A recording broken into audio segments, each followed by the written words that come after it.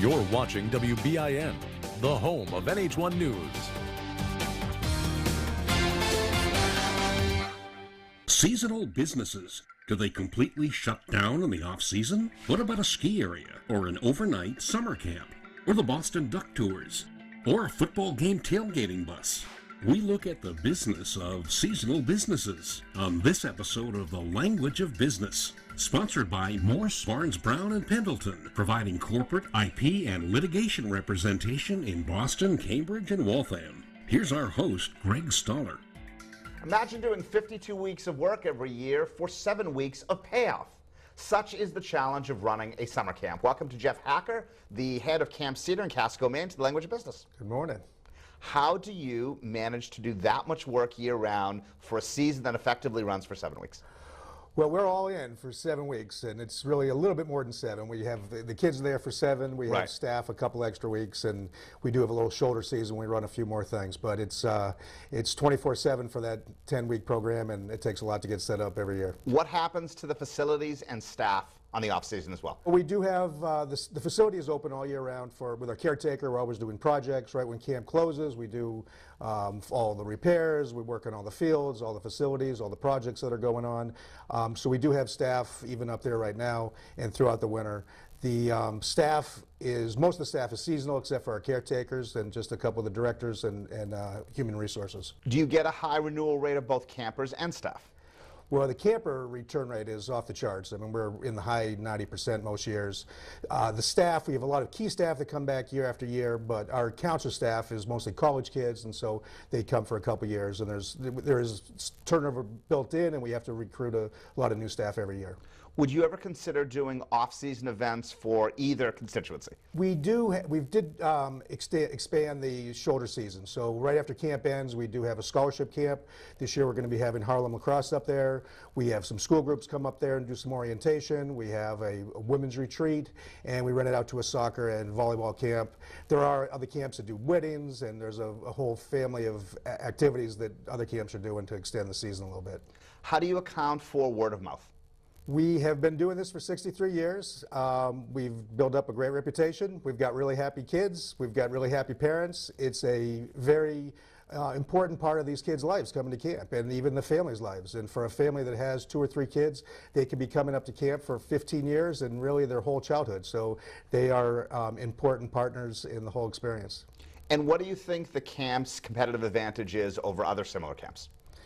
We are a family camp, so we do have, my mom is still up there, my daughter's there, my wife, my sister, my brother-in-law. We've got terrific facilities, and it's just a really warm, caring feeling about the place. So we have, we're not the slickest New York camp, but we're kind of the good guys, and it seems to be working with our clientele. And it's non-religious, but focused mostly on sports? Well, no, we're a traditional, well-rounded camp, but we have to like sports. We do our sports very well, but we've got great wood shop, we've got a great nature program, tripping program, rocketry, digital media. It's pretty wide-ranging programming. Some of the camps provide for first session, second session, or even 1 or 2 weeks at a time. Why doesn't Camp Cedar do that? Well, we are a traditional camp, a bit of a dinosaur, but it's full season camping, and our kids come for the 7 weeks, and it's really a much better program. When you're there that long, you really get to settle in, you get to be very much at home there. It's really developed the family feel to the place, everybody knowing one another, so when kids are coming and going, it can be disruptive, and certainly there's some great short session camps, and I encourage people if that fits for their lifestyle, but the full season camping is really something special. After having done something for 63 years, which is an impressive number, do you feel the need to innovate every year and make next year just so unique because it's another season? Well, we do. We are a little bit of a time warp, so many things that are important about camp is the tradition and the spirit, and that we are going back to a safe place that they know, but we are always looking for new ideas and new programming ideas, better ways to teach, work with the kids, more programs, different activities, so we are always innovating. It makes the job really exciting. What does the city of Casco, Maine think about 63 years? The city of Casco, Maine. Well, it's a sleepy little quiet town, Right. which is very nice. But we're good partners with our town. There's not much going on there. A great ice cream shop and a little corner store. But you know, we're very friendly with the town manager. They're very supportive of what we do there. And where do you draw your kids from? Is it just from Maine, or is it Massachusetts, or a little bit of everything? No, so our clientele comes from suburbs and urban areas throughout the Northeast, primarily Boston, Greater New York, Greater Philadelphia. We have a pocket of Chicago kids, a pocket of Cleveland kids, a pocket of Florida kids, and a few international kids, one or two from Texas, really all over the place. Because they come for 7 weeks, they're willing to travel a little further. Are you finding that technology is acting as a barrier to kids enjoying the camp experience? We are one of the last places where the kids get unplugged, and it's a very powerful thing. Being away from your parents and being unplugged are two of the really positive things for these kids. They do miss the technology for a couple days, but once they're up there, they're going so full, it really has become not a big issue. So it's pretty awesome. This is camps, not just our camp, but camps are a place for them to get outside, be in nature, be off the screens, and just be a kid. And if a parent wants to call a kid, what do they have to do? Go through you? No, they will have a couple scheduled phone calls during the season. So they will have a couple phone calls, but they're not walking around with their cell phones. Jeff, thank you. I enjoyed it. Thank you. Jeff Hacker, owner of Camp Cedar in Casco, Maine. Coming up, what do the Boston Duck Tours do in the off-season? What does a football game tailgating bus do in the off-season? But first, what about a ski area? When the Language of Business look at seasonal businesses continues. The Language of Business look at seasonal businesses continues. Once again, Greg Stoller. Everyone knows about skiing in the winter and often spring skiing, but what about the summer? We're on location at Neshoba Valley Ski Area with Al and Pam Flefter, and welcome to the Language of Business. Oh, it's great to be here. What do you do in the summer? Well, you build a tiki bar on the beach of your snowmaking pond. No, it was kind of a interesting idea. We started doing corporate outings in the summer, and there was a lot of popularity in having corporate outings and group outings during the summer season. And so my brother and my dad and I talked about trying to build something that could offer more for the people than what we already had. So now we have the Sunset Tiki Bar and Grill, and it's a wonderful way to get outside, enjoy the summer fun. We have games and activities, volleyball, horseshoes, tailgate toss, ladder ball. It's a fun way to get outside and enjoy, you know, some of that summer fun, so to speak. And what is the status of the Tiki Bar now? You know, we're always thinking about going into the summer. How do we figure out some other ways to make it more exciting, add more entertainment, you know, make sure that our food services and our tropical cocktails are up to speed, and try to provide something for the whole family. That's really what it is. What happens in the dead of winter if you don't get a lot of snow? You're hopefully reliant as a ski business on some of these other activities that you have. Not only do we have the Sunset Tiki Bar and Grill, but we also have Witches Woods, which is a haunted Halloween festival, so to speak, through the month of October. And it's a great fun activity, especially for not just the young kids, but adults too as well. They really enjoy getting scared, so to speak. Talk to us about how your father started this with the farmer who sold it to him, and where we are today. He had a deal just about inked with a gentleman that owned a hill very similar in size to Neshoba, nowhere near as nice a location, and really not quite as nice of a geographical piece of land. But he, at that time, made contact from the gentleman that was a pig farmer that owned this piece of land, and said, hey, I think this would be a better suit for a ski area.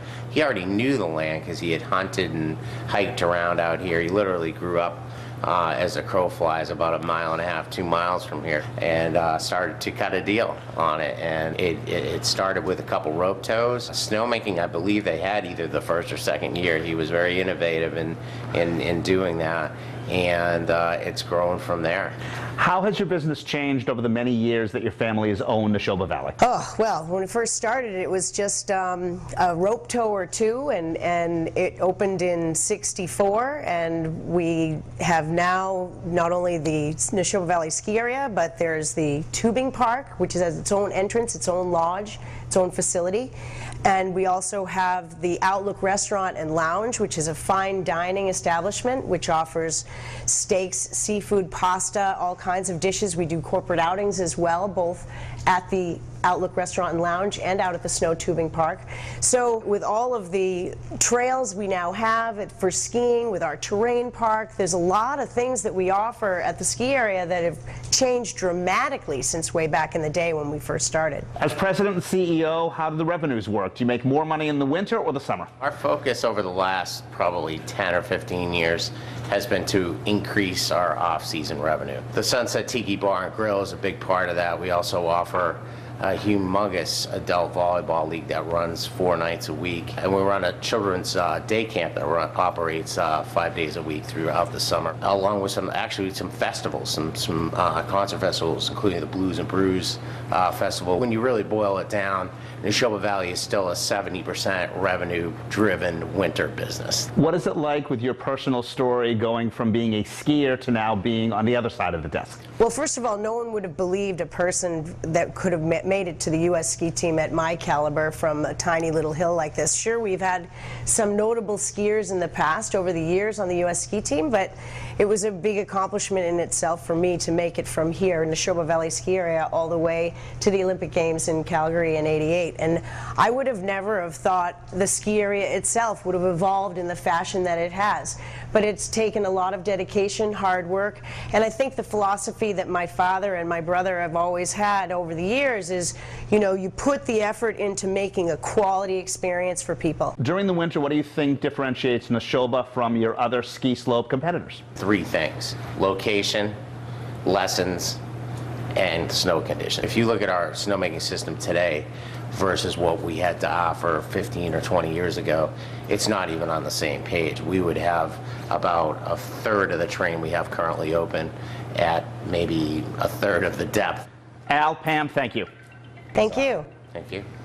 Al and Pam Fletcher, CEO and management team for Neshoba Valley Ski Area.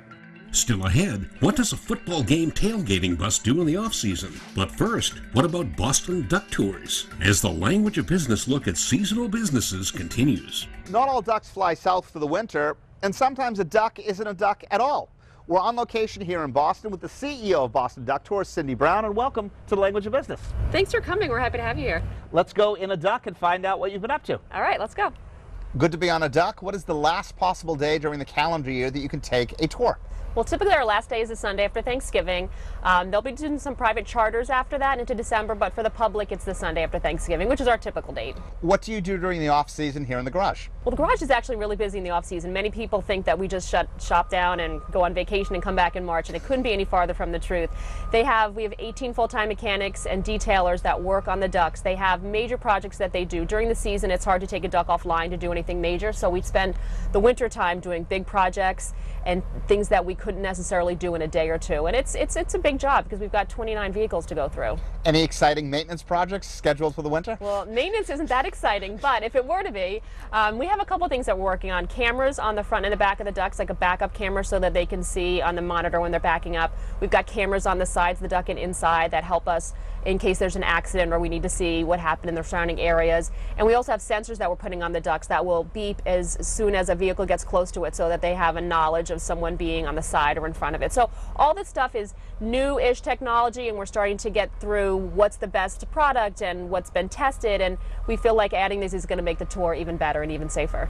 What sort of marketing do you do during the winter? The marketing is actually really busy in the winter. We're getting ready for the next year, so we have a lot of international visitor marketing that we do. We're doing some sales missions abroad. We have a lot of planning for school trips that are coming in the spring. It's our time to actually work hard without the confusion and the busyness of serving guests.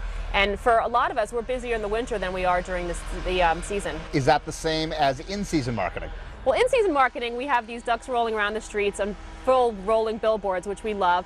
But we also use a lot of TripAdvisor and Yelp. The reviews that guests give us are really helpful for us with respect to new visitors coming into town, trying to decide what to do or what not to do. And word of mouth has always been great for us. A lot of people say, everyone told me when I come to Boston, the first thing I need to do is a Boston Duck Tour. So a lot of that stuff is very organic and obviously a lot cheaper than real advertising. So we milk that as long as we can. How do you keep everything innovative after so many years? You know, it's interesting. Every year we have some new drivers, they have new characters, they have new personalities, they have new energy, so that always helps. But we're also looking to add things every year. A couple of years ago we added foreign translation tours that are GPS based, so we can accommodate visitors from other countries. We have 9 different languages right now. We have, depending upon what's going on in the city, we have things to promote. So it's always fun to try and find something to focus on, whether it's polish and perfection, which was one year where we were looking at making sure everything was clean and pristine. So believe it or not, after 23 years, we're still finding things to focus on to make it exciting. Now that you're separating the driver and the tour guide, does that give you a recruiting opportunity?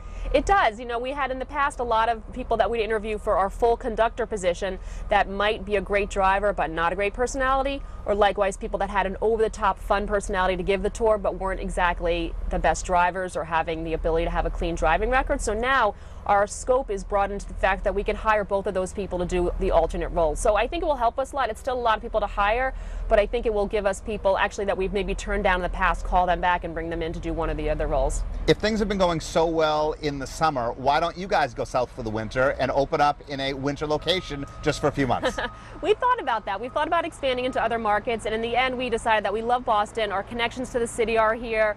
The city itself lends itself to a duck tour. A lot of people think you can just put a duck in another city and it will be profitable, but you really need good weather, good tourist market, history, and a good water source. And most cities don't have that, so most of the cities, believe it or not, across the country have been going out of business. The original ducks you have in service versus the ones that were built in the last decade, are they different at all?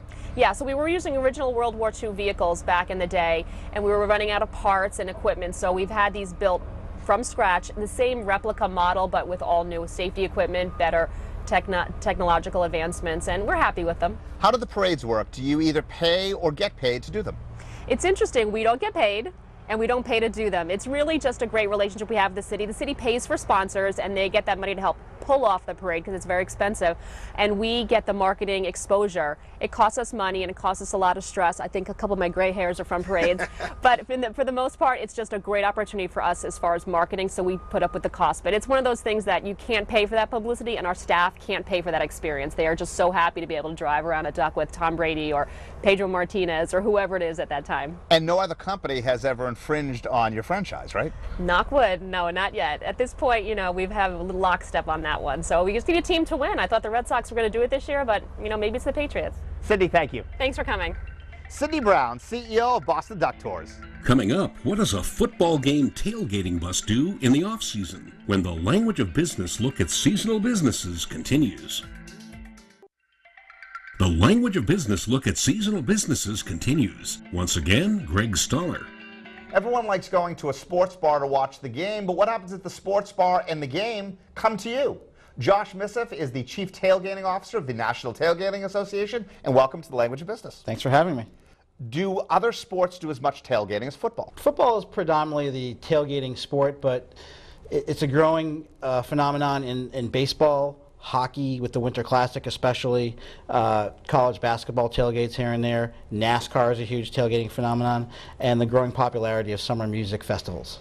How are you planning on expanding? Which one do you do next besides football? Well, we do a lot of baseball currently, and we also have a good roster of hockey clients in certain cities depending on the setup and the layout of the stadiums and the parking lots. Does the margin vary by sport? It does. Football certainly is numero uno when it comes to tailgating revenues and margins, just because of the frequency of which it occurs. College versus pro, does it matter? It doesn't matter, but I will say that college football, when it comes to tailgating, rules the roost. And how about the Northeast versus other sections of the country? Being a lifelong New Englander, I have to say this hurts a little bit, but from traveling around, we do not know what great tailgating is. It's certainly when you get into SEC country, you get into the Midwest, these college tailgates that they put together are just crazy. Is there any competitive advantage that your, I don't even know if you call it an RV, has over other vehicles of its type? Yes, because of the specificness of which we have the things in the vehicle, whether it's 10 televisions, 3 satellite feeds, a full wet bar, fridge freezer. The advantage is everything is right there in one unit. We bring it to you. We are full service. You don't have to get anything. We will take care of it all. So you don't need external electric. You don't need external plumbing. No, we have 2 large generators that we run off of. And how do you market the business? Social media, website work. A lot of existing clients that we've done business with will refer us because we have a 5-star rating. What are your plans for expansion moving forward? Our plans for expansion are to have multiple RVs roaming the country in different geozones. So we have the one now. Our ultimate goal is having 5. One in the Northeast, one in the Southeast, one in the Midwest, one in the Texas, Oklahoma area, and then one in the West. And are you pretty much busy Thursday through Sunday or on Monday through Wednesday as well? It depends. Really, the key games are Monday and Thursday when it comes to corporate tailgating, because it's easier to get men and women from the office to the tailgate party rather than on a Sunday. So Monday and Thursday are very, very busy, as well as your traditional Saturday and Sundays. How does your setup differ at a park like Fenway, where there aren't really freestanding parking lots, versus other ballparks across the country? Well, being a Red Sox fan, unfortunately, we cannot tailgate at Fenway. It's just not conducive to that. As of right now, same with the World Series going on in Chicago, there is just no room to tailgate down in Wrigleyville. We have some really strong clients in Kansas City, St. Louis, Pittsburgh, Detroit, cities where the lots are very, very open and more welcoming to what we're doing with the RV.